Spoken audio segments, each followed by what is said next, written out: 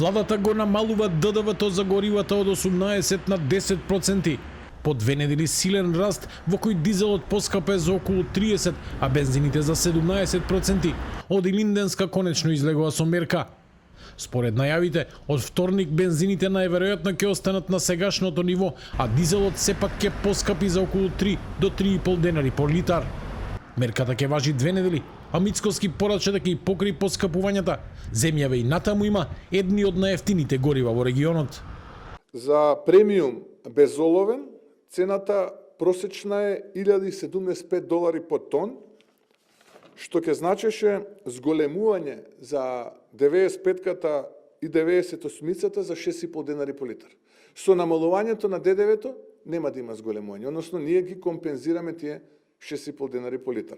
Кај дизелот е $1105,85 по тон, што ќе каже зголемување од 10,5 денари по литар. Ние со намалувањето на ДДВ-то 7 денари од овие 10,5 абсорбираме, односно практично ги субвенционираме. Премиерот очекува дополнителен попуст од ОКТА, барем за дизелот, за да се ублажи новото поскапување. Вели дека интересот од соседството ја зголемил потрошувачката на гориво во земјава за 10%, но за сега нема да има ограничувања.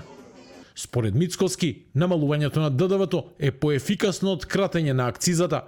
Тој вели дека енергетската слика во земјава е стабилна, но притисок врз цената на струјата создава високата цена на мазутот, поради што владата ќе интервенира со 2000 тони од државните резерви за ЕСМ.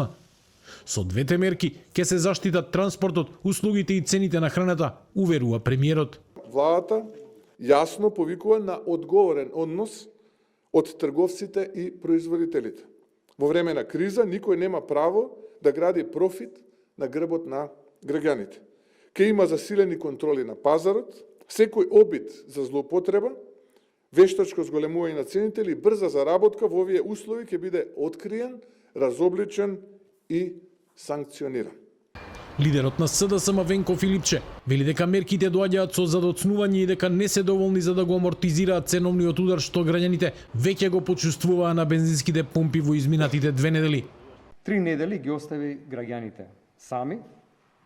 Наместо на времена реакција дозволи цените на горивата да ја активираат спиралата на раст на цените на сите производи, најмногу на храната. Започнати се веќе поскапувањата, маслото за јадење над 100 денари, јајцата над 300 денари, зеленчукот и овошето над 100 денари за килограм.